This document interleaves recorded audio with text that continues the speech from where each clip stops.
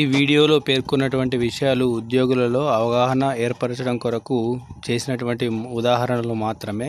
Election commission of India వారు ప్రత్యక్ష పద్ధతిలో ఇచ్చినటువంటి ట్రైనింగ్లోని విషయాలనే ప్రామాణికంగా తీసుకొని పాటించాల్సిందిగా కోరనైనది. Hi friends, this is Krishna from Harvillu channel. Election విధుల్లో భాగంగా మనం సమర్పించేటువంటి అన్ని నివేదికలు కూడా అత్యంత ప్రాముఖ్యాన్ని కలిగి ఉంటాయి. మనకు తెలిసిందే పిఓ డైరీ అనేది వీటన్నిటిలోకెల్లా ప్రథమ స్థానంలో ఉంటుంది. సో దానికి సమాన ప్రాధాన్యత కలిగిందే ఈ ఫామ్ 17C. మనము అన్ని నివేదికలు కూడా మన అధికారులకు మాత్రమే సమర్పించడం జరుగుతుంది. కానీ ఫామ్ 17C అధికారులతో పాటుగా మన పోలింగ్ బూత్లో నియామకం కాబడ్డటువంటి పోలింగ్ ఏజెంట్ కూడా సమర్పించడం జరుగుతుంది. అంటే ఇది ప్రజల్లోకి తద్వారా క్యాండిడేట్ల దగ్గరికి వెళ్తుంది కాబట్టి సో దీనికి ఎంతో ప్రాముఖ్యత కలిగి ఉంది. సో ఇప్పుడు దీన్ని పూర్తి చేయ విధానాన్ని మనము తెలుసుకుందాము. సో దానికంటే ముందు ఈ వీడియో కనుక నచ్చినట్టయితే ఈ వీడియోను లైక్ చేయండి, షేర్ చేయండి మరియు నా ఛానల్ని సబ్స్క్రైబ్ చేసుకోండి. 17Cలో పార్ట్ 1, పార్ట్ 2 అని ఉంటుందండి. సో పార్ట్ 2 అనేది కౌంటింగ్కి సంబంధించింది. సో పార్ట్ 1 అనేది మనము పోలింగ్ బూత్లో ఉన్నటువంటి పరిస్థితులను, ఆ పోలింగ్ బూత్లో నమోదైనటువంటి వివరాలను రికార్డ్ చేసేటువంటిదండి. సో ఇక్కడ పార్ట్ 1 మనం చూస్తున్నాము. So part 1 account of votes recorded అని చెప్పేసి ఇక్కడ ఇవ్వడం జరిగింది. సో దీన్ని ఏ విధంగా నింపాలో ఇప్పుడు తెలుసుకుందాము. So election to house of the people, legislative assembly. So మనకు లెజిస్లేటివ్ అసెంబ్లీ అయితే లెజిస్లేటివ్ అసెంబ్లీకి టిక్ కొట్టాలి, లేకపోతే హౌస్ ఆఫ్ పీపుల్ అయితే హౌస్ ఆఫ్ ది పీపుల్. ఇప్పుడు మనకు పార్లమెంట్ ఎలక్షన్ జరుగుతున్నాయి కాబట్టి హౌస్ ఆఫ్ పీపుల్ అని టిక్ చేసి లెజిస్లేటివ్ అసెంబ్లీని కట్ చేస్తే సరిపోతుంది. అదేవిధంగా of the state or union territory. So ఏ స్టేట్లో జరుగుతుంది ఇది అనేది అంటే సో ఇది తెలంగాణ అయితే తెలంగాణ, ఆంధ్ర అయితే ఆంధ్రప్రదేశ్ అని చెప్పేసి క్లియర్గా మెన్షన్ చేసుకోవాలండి. ఇక్కడ రాష్ట్రాన్ని మనం మెన్షన్ చేసుకోవాలి. సో ఇక్కడ మనము రాష్ట్రాన్ని మెన్షన్ చేస్తున్నామండి. అదేవిధంగా ఫ్రమ్ విచ్ కాన్స్టిట్యుయెన్సీ. సో ఏ కాన్స్టిట్యుయెన్సీలో జరుగుతుంది అనేది ఇక్కడ ఇవ్వడం జరిగింది. సో ఏ కాన్స్టిట్యుయెన్సీ అయితే ఆ కాన్స్టిట్యుయెన్సీ పేరును మనం ఇక్కడ మన పార్లమెంటరీ కాన్స్టిట్యుయెన్సీ పేరును రాసుకుంటే సరిపోతుంది అండి. సో ఇక్కడ ఈ రకంగా మనం పేరును మెన్షన్ చేసేసి అదేవిధంగా number and name of the polling station. So ఇక్కడ పోలింగ్ స్టేషన్ నంబర్ మరియు నేమ్ను మెన్షన్ చేయాలి. సో మనకి ఇచ్చినటువంటి డిస్టింగ్విష్ మార్క్ పైన మన వాల్స్ పైన మన పోలింగ్ బూత్ యొక్క నంబర్ అండ్ నేమ్ అని ఉంటుందండి. సో దాన్ని మనం ఇక్కడ మెన్షన్ చేసి నంబర్ మెన్షన్ చేసి దానికి సంబంధించినటువంటి నేమ్ను మనం ఇక్కడ రాస్తే సరిపోతుందండి. అదేవిధంగా identification number of voting machines used at the polling station. So polling స్టేషన్లో యూజ్ చేసినటువంటి ఓటింగ్ మిషన్స్ను వాటి యొక్క నంబర్ని మెన్షన్ చేయాలి. ఇక్కడ కంట్రోల్ యూనిట్ నంబర్. సో దీనికి కంట్రోల్ యూనిట్ బ్యాక్ వైపున ఒక నంబర్ మెన్షన్ చేయబడి ఉంటుందండి. సో దాన్ని ఇక్కడ రాస్తే సరిపోతుంది. అదేవిధంగా బ్యాలెటింగ్ యూనిట్, దీనివి కూడా వెనుక వైపునకు లేదా ముందు వైపున ఒక నంబర్ మెన్షన్ చేయబడి ఉంటుంది. సో దాన్ని మనం ఇక్కడ మెన్షన్ చేస్తే సరిపోతుందండి. అదేవిధంగా ప్రింటర్స్ ఇఫ్ యూజ్డ్. సో ఇక్కడ ప్రింటర్స్ అంటే మనకి ఇక్కడ వీవీప్యాట్ వస్తుంది. సో వీవీప్యాట్ యూజ్ చేసినట్టయితే దాని యొక్క నంబర్, ఇప్పుడు మనము జరుగుతున్నటువంటి ఎలక్షన్లలో వీవీప్యాట్ యూజ్ చేస్తున్నాం కాబట్టి దాని యొక్క నంబర్ను కూడా మనం ఇక్కడ మెన్షన్ చేయాలండి. అదేవిధంగా total number of electors assign to the polling station, ఇది ఫస్ట్ కాలం అండి. సో మనకి ఇక్కడ total number of electors assign to the polling station. So మనకు ఇచ్చినటువంటి మార్కెట్ రోల్లో ఎంతమంది ఎలక్టర్స్ నమోదై ఉన్నారో ఇక్కడ మనం మెన్షన్ చేయాలండి. ఎగ్జాంపుల్ మనకు ఇచ్చినటువంటి ఎలక్టార్ రోల్లో ఒక 600 మంది ఉన్నారనుకుందాం. సో 600 మందిని ఇక్కడ మనం మెన్షన్ చేయాల్సి ఉంటుంది. సో ఈ ఎన్నికలలో కొత్తగా EDCలు జారీ చేస్తున్నారు, ఎలక్షన్ డ్యూటీ సర్టిఫికేట్ జారీ చేస్తున్నారు కాబట్టి ఒకవేళ వినియోగించుకున్నట్లయితే అంటే ఎలక్షన్ డ్యూటీని ఉపయోగించి ఎలక్షన్ డ్యూటీ సర్టిఫికేట్ని ఉపయోగించి ఓటు వేసినట్లయితే వాళ్ళను మనం ఇక్కడ మెన్షన్ చేయవలసి ఉంటుంది. ఉదాహరణకు ఇక్కడ మనకు ఇవి కేవలం ఉదాహరణలు మాత్రమే అండి. సో ఉదాహరణకు ఒక 5 మంది EDCలు ఉపయోగించుకొని ఓటు వేశారనుకుందాం. సో వారిని మాత్రమే ఇక్కడ మెన్షన్ చేయాలండి. 600 + 5 అంటే మొత్తంగా 605 మంది ఓటర్లు మనకు మన పోలింగ్ స్టేషన్కు కేటాయించబడ్డారు అని అర్థం. ఇక్కడ నెక్స్ట్ రెండో నంబర్ చూసినట్టయితే total number of voters as entered in the register of voters form 17A. దీని గురించి కొద్దిగా చర్చించుకోవాల్సిన అవసరం ఉందండి. సో ఫామ్ 17Aలో ఎవరెవరు నమోదవుతారు అనే విషయాన్ని మనకు తెలియాల్సి ఉంది. ఇక ఈ ఫామ్ 17A విషయానికి వస్తే ఫామ్ 17Aలో ఎవరైతే ప్రత్యక్షంగా మన పోలింగ్ బూత్కు వచ్చి ఓటు వేయాలని అనుకుంటారో, అంటే అందరూ ఒప్పుకొని ఓటు వేసేందుకు అవకాశం ఉన్నటువంటి వాళ్ళు మాత్రమే ఫామ్ 17Aలో నమోదై ఉంటారండి. అంటే వీరిలో సాధారణ ఓటర్లందరూ అంటే ఎపిక్ కార్డు కలిగి సరైన ధృవీకరణ పత్రాలు కలిగి ఉన్నటువంటి ఓటర్లందరూ ఫామ్ 17A ఉంటారు. అదేవిధంగా ఈడీసీ ద్వారా ఓటు వేసే వాళ్ళు కూడా ఫామ్ 17A ఉంటారు. అదేవిధంగా ఎవరైనా వివిప్యాట్ పైన అనుమానం వచ్చి మళ్ళీ టెస్ట్ ఓటు కోరే వాళ్ళు ఈ ఫామ్ 17Aతో పాటుగా ఫామ్ 17Cలో కూడా ఉంటారు. సో ప్రాక్సీ ఓట్ వేసే వాళ్ళు కూడా ఈ ఫామ్ 17Aలో ఉంటారు. ఈ విధంగా ఎవరైతే మరియు ఛాలెంజ్లో నెగ్గినటువంటి ఓటర్ కూడా ఈ ఫామ్ 17Aలో ఉంటారు. సో మొత్తంగా ఫామ్ 17A అనేది ఓటు ప్రత్యక్షంగా వచ్చి ఓటు వేసేందుకు అన్ని అర్హతలు ఉన్నటువంటి వాళ్ళందరూ కూడా ఫామ్ 17Aలో నమోదై ఉంటారండి. సో ఉదాహరణగా మనం ఉన్నటువంటి పోలింగ్ బూత్లో ఒక 506 మంది అన్ని ఎలిజిబిలిటీస్ ఉండి ఓటు వేయడానికి అర్హతలు ఉన్నాయని మనం అనుకుందామండి. సో దీన్ని 506గా తీసుకుందాము. ఇక నంబర్ 3 చూస్తే number of voters deciding not to record votes under rule 49O అంటే ఎవరైతే వాళ్ళు ఓటర్ రిజిస్టర్లో 17Aలో సంతకం చేసి బ్యాలెటింగ్ యూనిట్ ఇష్యూ చేసి అన్ని ప్రక్రియలు పూర్తయిన తర్వాత సో వాళ్ళ వ్యక్తిగత కారణాల వల్ల ఓటు వేయకూడదు అని అనుకున్న వాళ్ళు ఈ కాలం కింద వస్తారండి. నంబర్ 3 కింద వస్తారు. అంటే వీళ్ళు రెఫ్యూజ్ టు ఓట్ అంటారు. సో ఎవరైతే ఓటు వేయడానికి రెఫ్యూజ్ చేస్తారో వాళ్ళను బలవంతం చేయాల్సిన అవసరం లేదండి. సో వాళ్ళను రెఫ్యూజ్ టు ఓట్ అని 17Aలో నమోదు చేసి ఇక్కడ మనం వేసుకోవడం జరుగుతుంది. ఒకవేళ ఉంటే వేయండి, లేకపోతే నిలిపెట్టేస్తే సరిపోతుంది. సో ఉదాహరణగా ఒక ఇద్దరు ఓటు వేయకూడదని నిశ్చయించాలని అనుకుందాము. సో దాన్ని ఇక్కడ మెన్షన్ చేస్తున్నాము. అదేవిధంగా 4th one number of voters not allowed to vote under rule 49M. So కొందరు అన్ని ప్రక్రియలు పూర్తయి 17Aలో సంతకం పెట్టేసి ఓటు వేసేందుకు కంపార్ట్మెంట్లోకి వెళ్ళి వారు వేసేటువంటి ఓటును సీక్రెసీని వైలెన్స్ కనుక చేసినట్టయితే అంటే కొద్దిగా అతి చేసి సో నేను వీళ్ళకి వేస్తున్నానని చెప్పేసి సీక్రెసీని వైలెన్స్ చేసే ఉద్దేశంగా ఉన్నట్టయితే సో అటువంటి వాళ్ళను మనము తిరస్కరించే అధికారం ఉందండి. సో వాళ్ళు 49M కింద వస్తారు. సో ఉదాహరణగా మనము ఒకరిని ఓటు వేసేందుకు తిరస్కరించాము అని అనుకుందాము.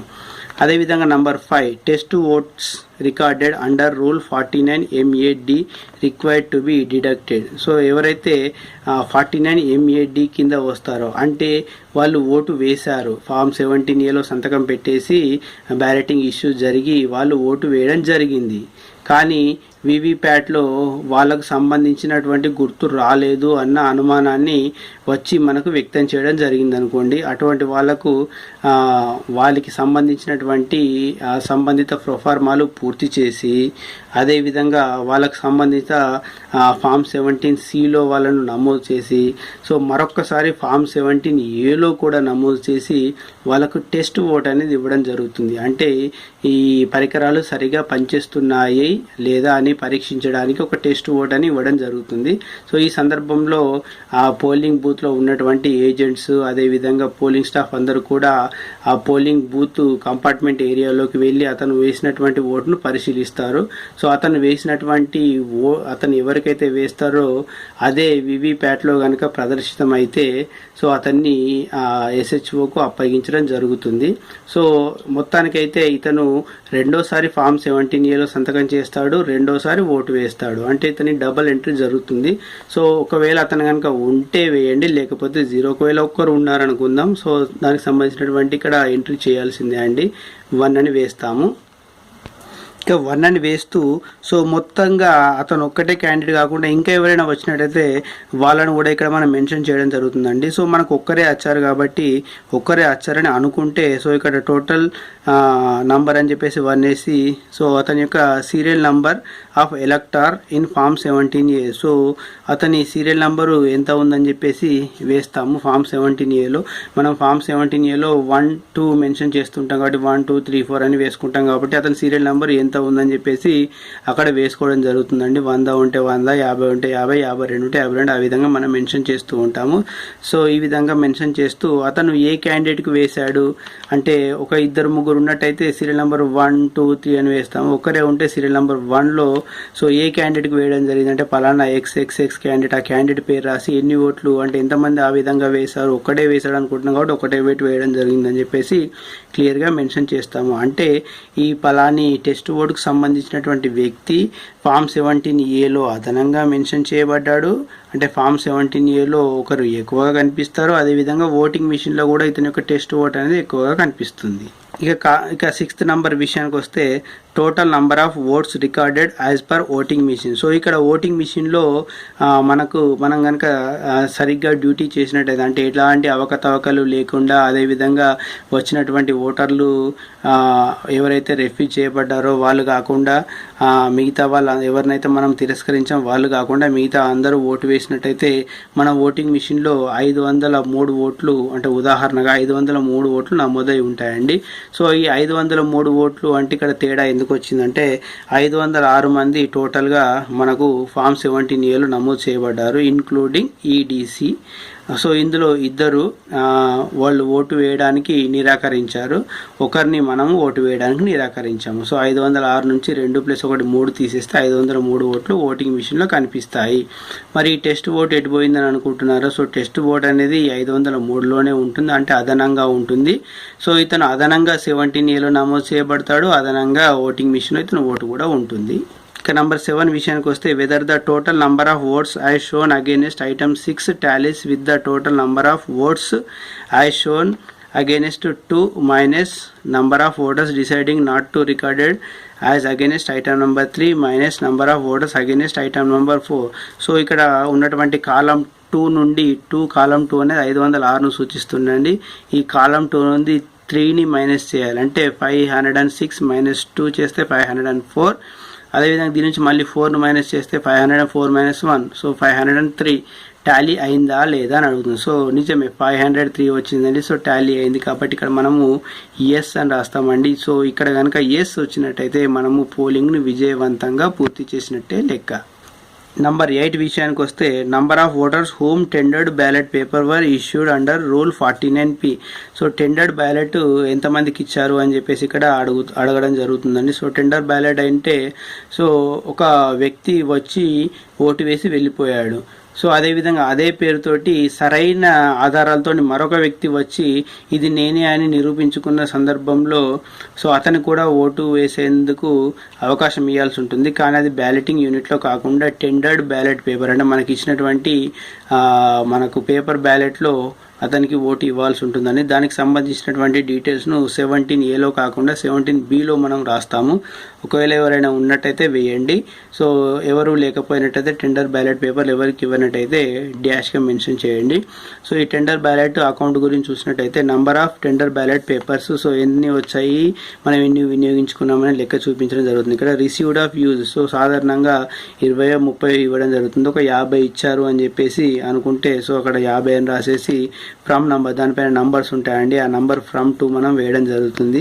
సో ఇక్కడ ఇష్యూ టు ఎలక్టర్ సో ఎలక్ట్ ఎంతమంది ఇచ్చారు ఒకవేళ ఇస్తే వేయండి, లేకపోతే ఇది మనం నిలుగా చూపిస్తాము. నిలుగా చూపించాం కాబట్టి ఫ్రమ్ ఉండదు, టు ఉండదు. So not used and returned so ఉపయోగించలేము, రిటర్న్ చేసామంటే సో ఏమీ ఉపయోగించలేము కాబట్టి ఇక్కడ 50 కూడా రిటర్న్ చేయడం జరుగుతుంది ఉదాహరణకు. సో వాటి యొక్క నంబర్లు మనం ఇక్కడ వేయడం జరుగుతుంది. సో ఇది టెండర్ బ్యాలెట్ పేపర్ అకౌంట్ గురించి.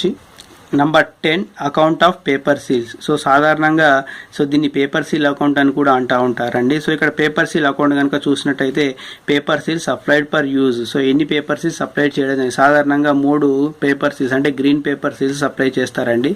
సో దాన్ని మనం ఇక్కడ నంబర్స్ వేస్తాము, దానికి సంబంధించినటువంటి ఫ్రమ్ టు నంబర్స్ ఇక్కడ రాయడం జరుగుతుంది. సో దానిపైనటువంటి నంబర్లు క్లియర్గా ఉంటాయేవో సో వాటిని మనం ఇక్కడ మెన్షన్ చేయాలి. ఫ్రమ్ అండ్ 2 నంబర్స్ ఇక్కడ మనం మెన్షన్ చేస్తూ ఉంటామండి. సో మెన్షన్ చేసి అదేవిధంగా పేపర్ సీల్స్ యూజ్ సాధారణ పరిస్థితుల్లో ఒకటే పేపర్ సీల్ యూజ్ చేస్తామండి. సో 1 పేపర్ సీల్ యూజ్ చేస్తాం, ఆ 1 పేపర్ సీల్ యూజ్ చేసినటువంటి నంబర్ను మనం ఇక్కడ రాసుకుంటే సరిపోతుందండి. సో ఇక్కడ ఫ్రమ్ ఉంటుంది, 2 ఉండదు.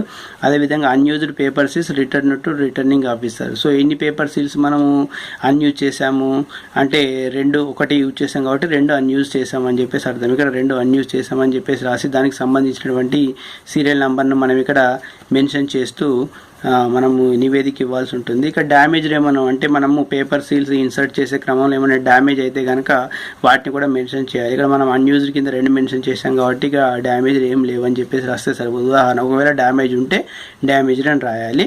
సో దీనికి సంబంధించినటువంటి డేట్ మనకు తెలిసిందే, పోలింగ్ డేట్ అనేది 11th April 2019. సో దీనికి సంబంధించినటువంటి మన ప్లేస్, మన పోలింగ్ ఏ ఏరియాలో జరుగుతుంది అది మన ప్లేస్ కాబట్టి ఆ ప్లేస్ రాసిస్తాము. సో రాసి ఇక్కడ సిగ్నేచర్ ఆఫ్ ప్రిసైడింగ్ ఆఫీసర్, ఇక్కడ ప్రిసైడింగ్ ఆఫీసర్ సిగ్నేచర్ చేసి పోలింగ్ స్టేషన్ కేటాయించినటువంటి నంబర్ను మెన్షన్ చేస్తూ సో దాని యొక్క పేరు రాస్తే సరిపోతుందండి.